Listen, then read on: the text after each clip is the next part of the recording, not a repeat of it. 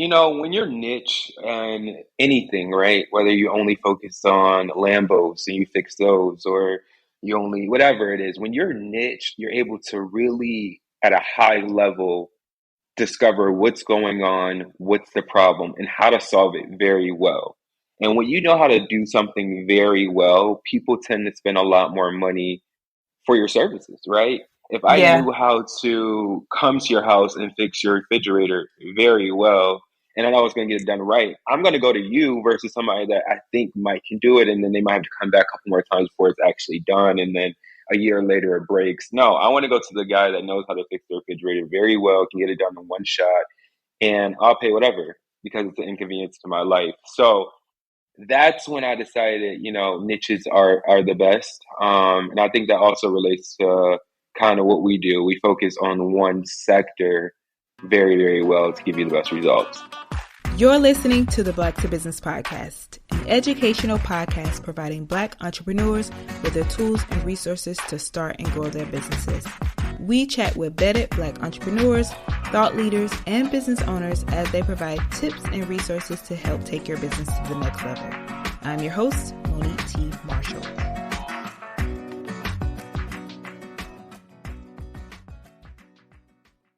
Hey, and welcome back to the Black to Business Podcast.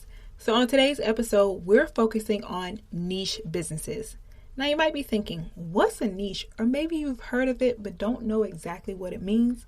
So basically, a niche describes something that attracts a specific group of people, which is beneficial because it gives companies the chances to build long-lasting relationships with their customers and clients. Now, it's common for businesses to do this without placing a label on it, and it's because those entrepreneurs know what they're good at, and they want to continue to be the best at that thing.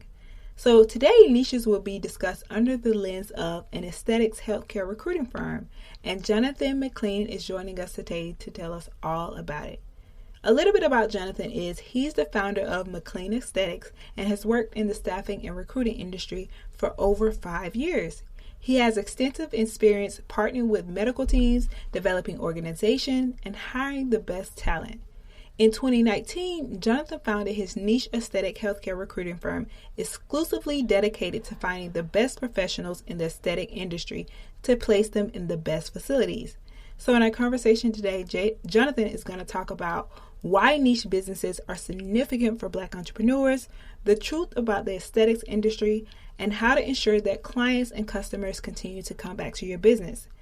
And niche businesses are valuable for all parties involved, so get ready for some insights and how this endeavor can help benefit you.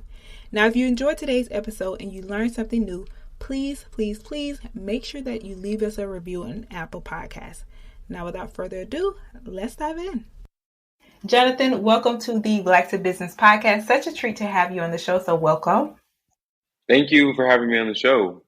Of course. So, as always, we like to get our audience familiar with who we're speaking with. So, if you could just share a little bit about your story, who you are, and how you got where you are today.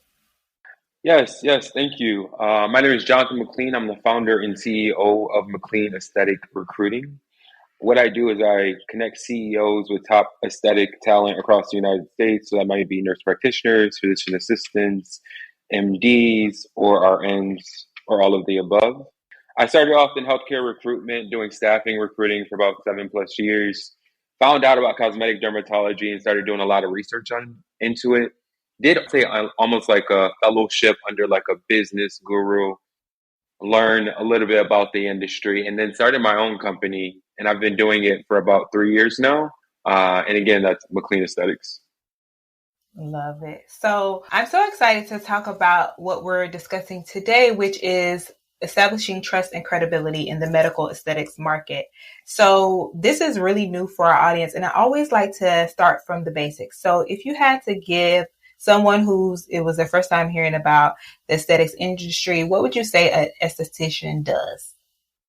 I would say, because I normally recruit for like aesthetic injectors, which people call them like aesthetics. So I would say like what they do is they provide Botox, which are neuromodulators. It's a medicine that freezes the muscles in your face.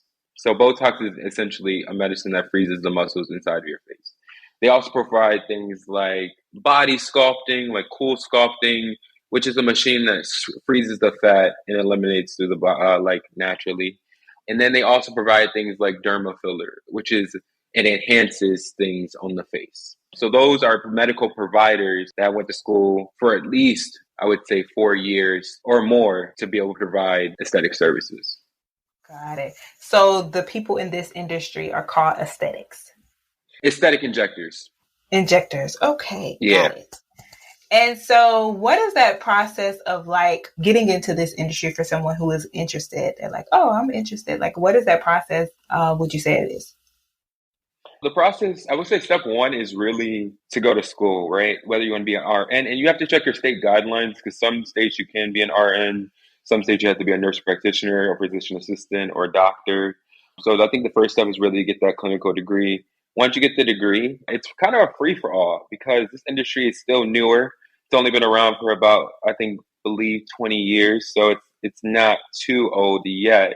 So you have to take trainings and classes, get certified, and then really develop your skill set. I don't think it's an industry where you can just like do this part time. You got to really be all in on it and start learning a lot about it, practicing because it is artistic and medicine combined. They call it science and beauty combined. So it's both elements combined to really get the great result. Love it. And so, Jonathan, what would you say are some of the common myths about this industry based on your experience? Yeah, I think it's common that people think it's like superficial and that it's not real medicine and things like that. And I get it. There's a whole lot of Instagram and pop culture surrounded by this. Every day you look at Instagram or wherever you're at and you see this all over your feed. But this Right. is real medicine. This can really cause someone to go blind or things like necrosis where like it's part you lose blood to that part of your body, your face, and it falls off. Like the people that you go to, you want to go to somebody that's obviously educated and have Right. studied this for a very long time to be safe about these things. But I think that's the main thing. Hmm. And so, what would you say are the benefits of getting into the industry? I think the benefits of getting in the industry is it's very flexible. A lot of people that don't want to work a typical 9 to 5, Monday to Friday, you can work once you get to a certain part in your career, you can work 2 or 3 days a week. You can work a couple of days a month and still have enough money in the bank to live a decent life. You don't have to work every single day as an aesthetic provider because one, the pay structure is way higher than a lot of different fields in healthcare because you're providing a service that's not paid by insurance, it's private pay. So people can charge whatever they want to within limits because you have Right. competitors and with cost and things like that. But within limits, you can charge, a premium price. People will pay it. That equals a premium lifestyle. So I think those are some of the benefits, just the schedule. And then you also, it's a happy environment. Like people are coming in, they want to get this stuff done. You empower Right. them. They feel good about themselves. It makes you feel good that you're helping somebody. Like it's always that type of environment. It's not like in the hospital, sometimes it could be a very sad environment or, a very draining environment because we're helping people. So it's a different type of environment, I say. Mm. And so, for you at McLean Aesthetics, do you all cater towards a specific area? So, if so, can you talk about that? Yeah, so we do recruiting in the space of working with dermatology offices, med spas, and plastic surgery offices. So we kind of work with those three areas to provide them the best talent in their industry. We usually stick to like aesthetic injectors, dermatologists, and plastic surgeon when we're recruiting. However, we do have departments to recruit for all things that encompass those settings.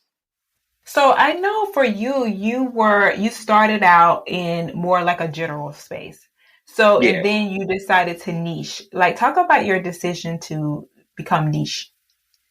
yeah. So right before, I would say like a year before COVID happened, Hmm. I had got a message via LinkedIn. That's why it's always important to have your LinkedIn updated too, because I've got so many Noted. opportunities through LinkedIn and been able to grow my business so much through LinkedIn. But I got a message through someone through LinkedIn that owned a recruiting firm down here in South Florida, and they were just like, we're looking to build a niche healthcare department. Could you be a part of it? Could you help us start it up? So I ended up joining that team. And the benefit of it was that it was constant learning. Like we were learning every day. Yeah. We were practicing every day. We were learning stuff that I've never even thought to look up. So I was gaining so much knowledge. The bad part of it was the money wasn't really there on the front end, but more so on the back end. However, long story short, I ended up doing the job. It didn't work out. COVID started, it didn't work out. But the skill set I learned gave me that tipping point to really dive into this sector that I am, learning more about this industry, and then starting my own business. Mm-hmm. And so, how would you say that this industry that you're in currently like differ from what you know, being it was general? So, how do you say it differs? Yeah, when you're niche and anything, right? Whether you only focus on Lambos and you fix those, or you only, whatever it is, when you're niche, you're able to really, at a high level, discover what's going on, what's the problem, and how to solve it very well. And when you know how to do something very well, people tend to spend a lot more money for your services, right? If I Yeah. knew how to come to your house and fix your refrigerator very well, and I know I was going to get it done right, I'm going to go to you versus somebody that I think might can do it, and then they might have to come back a couple more times before it's actually done, and then a year later it breaks. No, I want to go to the guy that knows how to fix the refrigerator very well, can get it done in one shot, and I'll pay whatever because it's an inconvenience to my life. So that's when I decided, niches are the best. And I think that also relates to kind of what we do. We focus on one sector very, very well to give you the best results. Now, Jonathan, I love that. And I think it's so important as a business owner to discuss that because I know a lot of people, they get the shiny object syndrome. And a lot of people are like, nowadays it's like multi-hyphenated, multi-passionate. So to speak about like the riches and the niches, I think that's so important. This is the Black to Business podcast. So of course, being that you do work in the recruiting part of this industry, like what would you say about the status of Black people in this industry? That's a really good question. Thank you for asking that question. So when I started in this industry, I was kind of unaware. Like I would say in the very like beginning, I was just like, okay, let's just try this. I was unaware. And then I started my show where I kind of speak to aesthetic injectors throughout the United States. As speaking to them, they have taught me kind of what they experience in the industry. And then as I got gained more clients, I would start to see things that I was like, okay, I'm not comfortable with. So I think a lot of times in this industry, like the clientele that comes in is maybe a lot more fair skin or maybe a different race than African Americans. And I feel like Mm-hmm. a lot of med spas or a lot of places that have aesthetics might not want or try to tend towards finding an injector that might be African American or an injector that might be a different race. And I think nowadays in this industry, because now I go to conferences and I try to be involved in this industry as much as possible, they're changing that narrative and starting to bring on more inclusion. But I think there's still a big gap being so new. I think it has to be more Black people at the face of, hey, this is actually can help everybody. Like if you want to go get a Yeah. laser or Botox or whatever, this anybody can do this. Anybody can be an aesthetic injector. It doesn't you don't have to be this person or this look. So yeah, that's what I have to say about it. I love that you said that. And I also think just understanding while speaking with you more about the industry, I'm learning as well, is Yeah. of course you hear those like Black don't crack. So then Yep. there is a thing like, do Black people go for these services? What types of services are they normally getting, if so? Again, speaking through to aesthetic injectors all around the United States, I gained knowledge, and a lot of them had the same similar story. Like they wanted to try, like they went to school, they become a physician assistant or a doctor or whatever it may be. Then they go back and like, hey, I want to try aesthetics and try to try it on their family. Their family like, absolutely not. I'm not doing this. Like this is not Right. like this. We don't do this. But then they lead to more education. Let them know, hey, it's not going to make you look crazy. This is why you want to do this because it prevents wrinkles, and when you turn 50 you don't look 50, you might look a soft late 30s, or early 40s. You preserve your image, and if it even matters to you.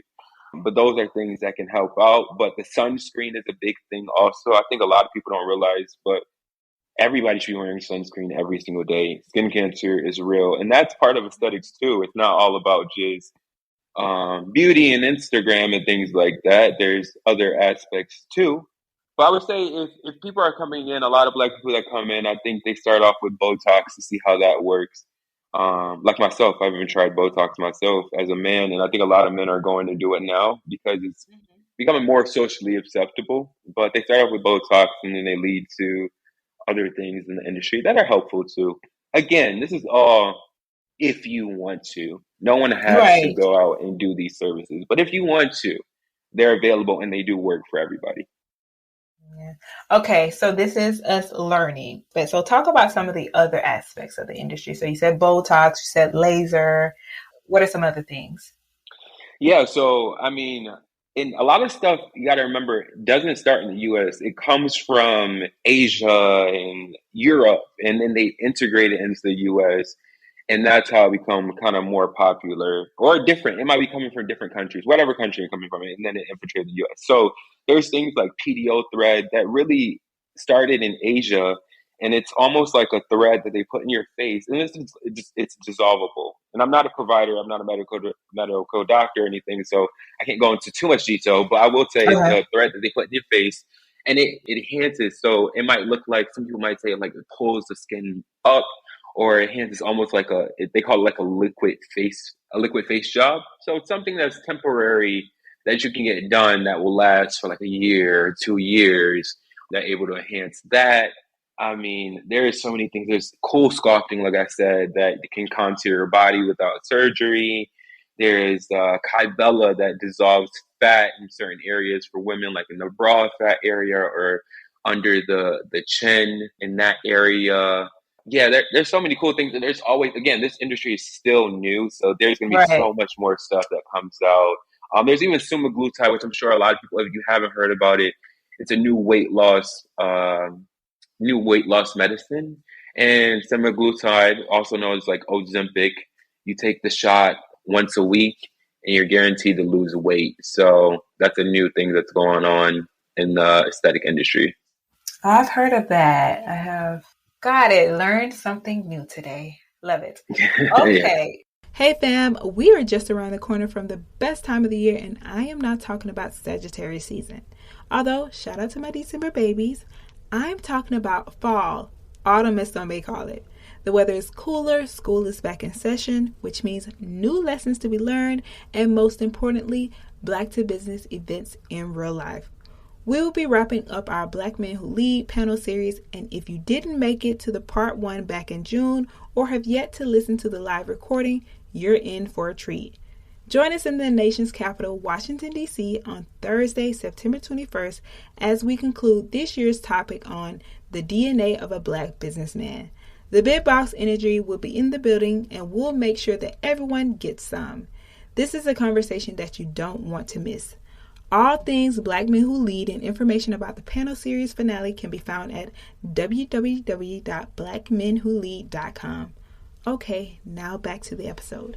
So, Jonathan, one of the things you also mentioned in the beginning is trust. People need to make sure that they're going to reputable people when they do decide to go for these services.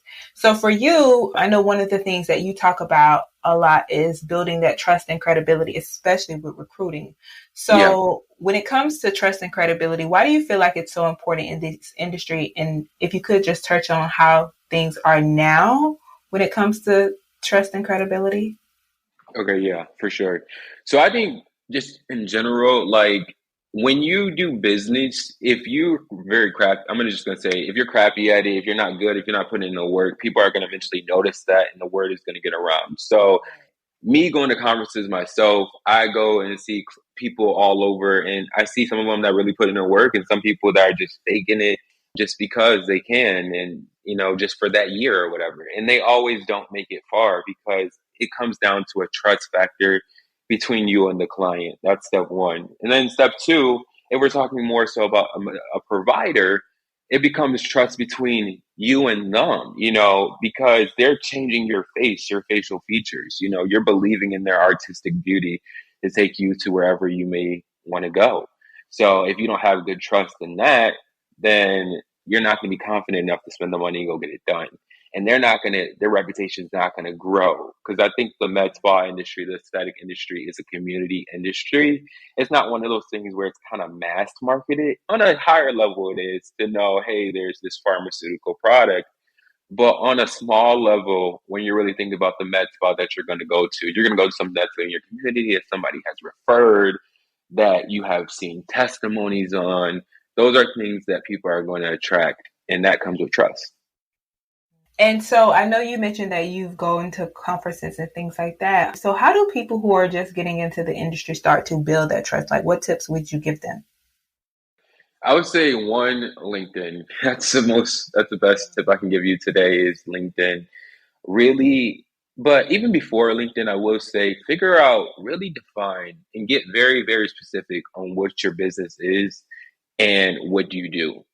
And then from there, then start connecting, which find your tribe on LinkedIn and start connecting with them and start building conversation and network. I'm a big believer in building organic long-term relationships. Like I don't like to just do business transactions. I feel like people get that misconstrued. Like let's just do one transaction and move on to the next person. I'd rather do 100 transactions with five customers than one after another after another trying to do that, because when you do those transactions with those five customers, you're building a long relationship and you're building that trust again that can flourish into so many things than just these one transactions, if that makes Mm-hmm. sense. So Jonathan, you work with providers, not patients? Right, correct. Okay, got it. So let's talk about navigating these relationships. So for you, I know you just touched on it a little bit, how did you begin to build this trust with your providers, especially when you mentioned like you transitioned from working for somebody else to also yourself? Like how was that building that trust? And it wasn't any challenges that you faced? Yeah, so I think if you guys don't know of a guy named Tony Robbins, I would say look him up. And he's a good source too, because he talked about this thing about being a celebrity in your market. And why is that important? You want to be a celebrity in your market, and that means simply showing your presence in the market, gaining people's eyes, gaining people's attention, gaining people's interest. And I think that comes with having a social presence, whether that means gaining a website, whether that means posting testimonies for clients that you already worked with. Maybe that means starting your own show to, again, if you're working in a niche, you definitely should know what you're speaking about, and you definitely should be educated on that, telling other people in your community about what's going on. I think those things can attract your tribe. Again, you wanna do business with your tribe, and I say that, and that's not like a race thing or a certain Mm-hmm. gender or anything. It's just people that understand the business that you're trying to build.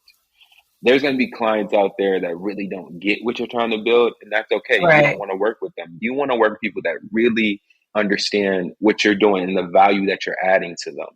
And if your service is really good, then the value is going to be a no-brainer. Everybody's like, of course, I want to again work with that repairman that fixes refrigerators in 5 minutes or less. That's where I want to work with. I don't want to work with somebody that is unreliable. Got it. And so let's get more into understanding recruiting because someone may be interested also into going into this part of the Yeah, business. So for you, you mentioned that you were working for a recruiting firm, right? yeah. And so when did you kind of like see the need for this type of recruiting when it comes to aesthetic injections? And then also, why did you choose to stick with recruiting? Yeah, that's a good question. So I think pop culture had a lot to do with it. I started to see it explode more and more via Instagram. And I think always like I had a passion or interest in plastic surgery as a whole. Mm-hmm. And I just really defined it a little bit more, redefined it a little bit more, and kind of what part of plastic surgery I wanted to focus on. So Yeah. as I was able to like I said, did my research, learn about the market, learn about the 10, 20 years of what the market's looking like. I was able to make an informed decision. Hey, this is kind of what I want to focus on. And these are the aspects I want to focus on. I think as you grow more services. Like, so I started off and recruiting. We do consulting now. We also do like branding and marketing now on a personal level. So it's, it grows as I think the business grows. Right. But as long as you're staying in the same sector and growing arms here and there, I think it works well. And so one of the things you also mentioned earlier is that the job that you did had, it didn't work out and then COVID happened. Yeah. So let us into your business in terms of how did you go from, working for somebody else to starting your own firm? Like talk about that process of actually starting your recruiting firm. Yeah. So COVID happened and I was left without a job like many other people. So Mm-hmm. I don't know, I did some thinking and I was like, what are the number two things that people do when a recession, or because it kind of looked like a recession. I know it was technically a recession, but with COVID and everything, kind of looked like a recession to me. I was like, what do people do when a recession happens? Number one, they go back to school. So I signed up for school and went to go on and get my master's program in HR. Mm-hmm. And number two, they start businesses. Because if you can start a business in COVID or any type of down period, when that down period's over, your business is going to take off. And that's Right. just one of the tips. So I started thinking, what was I good at? What knowledge I had? What skill set did I have at the time? And I started making phone calls and reaching out to people I knew, and the business started. I pitched my first customer, a week or two, I think maybe a 2 week or 2 weeks later, he gave me my first check, and I never looked back. I would say earlier on in the recruiting process, I actually wasn't making much money. I was just making just enough to pay rent, and I was just That's like, okay, business. yeah, just like this is fine, this is cool. I mean, I don't care as long as I don't have to work for somebody. I'm good with that. Right. But then slowly but surely it started to grow. And I was like, wow, I didn't have no idea I can actually make this type of money. And then it still grows, it's still growing right now. So I think I didn't exactly know what I was doing, but I think by taking the risk earlier on and going through what I call like that and kind of like a apprenticeship, and really doing the research in the industry and knowing the trajectory of the industry, and really focusing on one thing helped me to kind of get to the point where I'm at right now. Yes. And I love that you shared that part of your story. I always tell people, I'm like, get the bases covered because human nature is to survive. So you're going to make it from there. So it's like, Yeah, get those basics covered and then you're going to go up. So love that. exactly. Yeah. Hmm. So for you, what advice would you give to someone who is like, okay, I'm ready, in terms of like some of the mistakes that you made? Like, what would you say don't do? The do's are the don'ts. I think the don'ts, some of the big things that I wish somebody would have told me, especially when the Mm, money start coming in and you're just like, crap, I'm making all this money, but then certain small things start to happen. So one, yeah. you definitely want to have a lawyer in your team. I think that's almost essential day one, because if anything, like it always pops up when you least expect it. Like something might happen, or I had one time when a client kind of refused to pay. So, you have to get a lawyer and kind of get that situated. So have a lawyer, have good contracts, things like that. Number two, an accountant, or have a very accountant software, or some at least a software that helps you out. Yeah, when you start making money at the end of the year, it's good, and so you have to pay taxes back, and you need those receipts, and you need certain things. You're like, crap, I haven't been doing this all year. I got to do this now, and it takes like a month to Right. do that. I think those are the two kind of don'ts. Make sure those things are done, or do's. I would say make sure things are do's, and and then the other one I would say definitely just don't give up. Consistency is really the test of time, Yeah. because there's people that might pop up for I've seen people pop up and pop right back down. And I've seen companies where there have been people that you would be like, wow, like they've been in the industry for years and years and years. And you get their clients reach out to you and say, hey, I'm interested in speaking to you. And you might have only been doing this for 3 or 4 years, but the fact that you hustle harder, you build, you educate Hmm. yourself, you're constantly going, you couldn't surpass any competition that you have. Hmm. Yeah, that makes me think of why would I quit today when tomorrow might be the day that I win? So There yes, you go. Yeah, don't exactly. quit. And so, Jonathan, what makes people choose McLean Aesthetics? Like, what do you think it is? Yeah.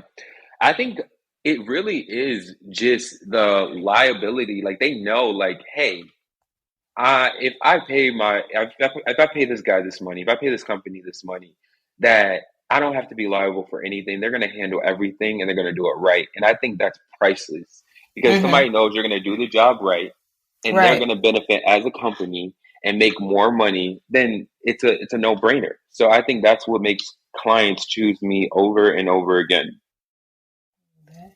And so, when it comes to finding that top talent for those clients, what is something that you look for in those candidates? Yeah, I think I look for people that want want it more than just going to work every day from a 9 to 5. I think people that just want a 9 to 5, it's not really the industry for them because you have to build a brand, you have to build a lot of community movement through this. So I'm really looking for people. I like to say we help people take them to the next level. So whatever part of their career they're in, whether they're just entering and looking for that spa that they want to get started at, or they're in their career already and they're looking to become a trainer, or maybe they want to write a book, or maybe they want to do something that's bigger than what they're doing right now. We're looking to take people to the next level. So, yeah. Mm. Have you ever gotten like a feedback that you made a mistake or something and with a candidate? And if so, what did you do after realizing this? Yeah, I mean, it doesn't happen too often. I would say I'm Uh-huh. lucky because I always, when I make mistakes or when I get feedback, one, feedback from clients are something that you really should get. I think a lot of Uh-huh. people like run away after they make the deal. Like, I don't really care about the client, but you want to go back and get feedback, whether good or bad. You want to understand. And I Right. always like take it, whether I think in that moment, whether I think they were right or wrong, I always take a reflection period to see what can I have done better in that situation to make the process better. So by doing that, I'm always growing and making the solution better because it's always about making the service better at the end. Because no matter what, you're going to be recouping the cash or whatever you're Mm-hmm. trying to recruit if you make the service at the other end. If it's more seamless, you might be like, but this they're supposed to do, hey, I already have the contract ready, hey, I have the client's contract, I have the candidate's offer letter ready, whatever you have to do to make that process more seamless. Hey, I have to go drop this off, do it, because at the end of the day you're gaining more business, the process is becoming better for the end client, and that's just growing you.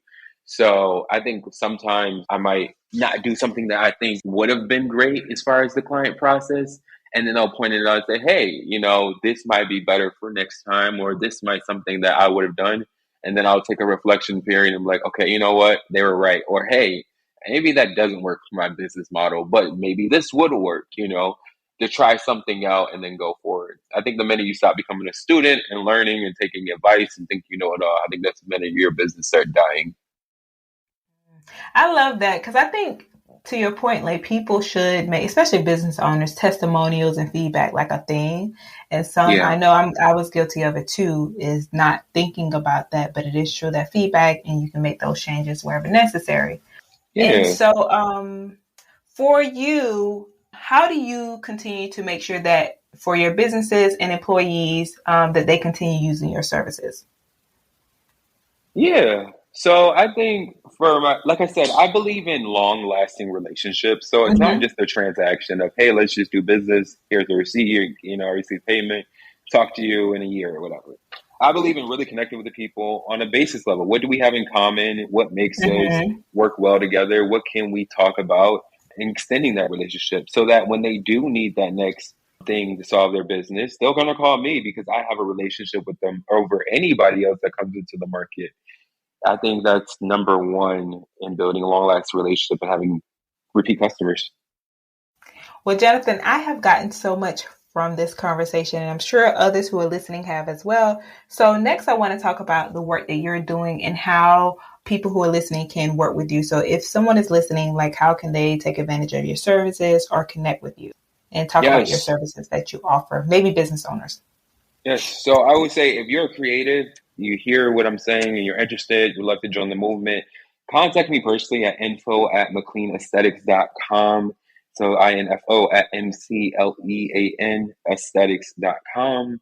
If you're interested in my services, like to hire an aesthetic injector and learn more about that, or maybe add one to your practice, again, you can hit that email. And then also, lastly but not least, if you're an aesthetic injector, maybe you want to be on the show, maybe you're looking for a new job, or all of the above, again, hit me at that email at info at mcleanaesthetics.com, and I'll reach back out to you. Perfect. And for someone who is listening, who is in their first year of business, what advice would you give them? Yeah, I think in this world of clickbait kind of culture, you can be tempted on Instagram to see, hey, somebody else is doing better than me, or this their process is moving, or why is my process not moving, and just comparing all the time. But I would really say just stay consistent, really focus on what you got going on, be creative, always reinventing. I look at some of the great people in history, a lot of them go back, they reinvent, they scrap ideas, they recreate, they redevelop. It's all a life journey. So keep going, be consistent, you'll win the race. And for you, what's the best risk that you've taken? I think starting the company itself. I remember for the first 2 years, my family was like, "Are you sure you don't have a job?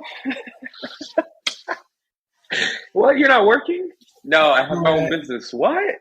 What?" So now they get it. Obviously years later, they're like, "Okay, wow, like you did this." But in the beginning, yeah, I think really taking the risk and going out on my own and just doing it. Love that. And I have a couple of not so serious business All questions. right, nice. So the first one is, which TV show do you wish still aired? That's a good one. That's a good one. I'm a huge Power fan. Mm-hmm. So the original Power, I wish the original Power was still on, not the spinoff. I mean, I like the spinoff, but the original Power. Original Power, gotcha. And if you had to create a slogan for your life, what would it be? Never stop, keep going. Love that. And what's the most unexpected or amusing source of information you've had for a business idea? That's a good one. Let's think. Amusing. I don't know. Maybe like a mascot. A mascot that was I was like, I don't know about that right now. I would be down for a mascot, but I think the mascot they were pitching was like, it wasn't the one. Okay. And then also, what is the most random social media account you follow? Ooh, that's good. Jay-Z I'm a huge Jay-Z fan also. So he has his photographer, Lenny S. If anybody knows him, I follow him all the time to see what they're doing over there. Because Jay-Z isn't on social media, right? Yeah, he isn't on social media, which I take that too. I don't like to share, and this is just like a personal tip, but I don't share too much of my personal life. I do share my business life, and I always share what's going on in the journey, which is important to share the journey, but I try not to share too much of my personal life because I follow people like Jay, who has done it well throughout his career. Right. And finally, what does it mean to you to be Black in business? I think what it means to me is just to be great, to be amazing. I think there's so much things that are thrown at us, especially being a Black entrepreneur. So the fact that you're able to succeed and all of that, I think that's legacy excellence. And that brings us to the end of a knowledge-filled episode with Jonathan McLean. So he taught us so much about the ins and outs of creating a niche and why businesses should take advantage of them. And I really think that this is important because, especially in today's society, in the business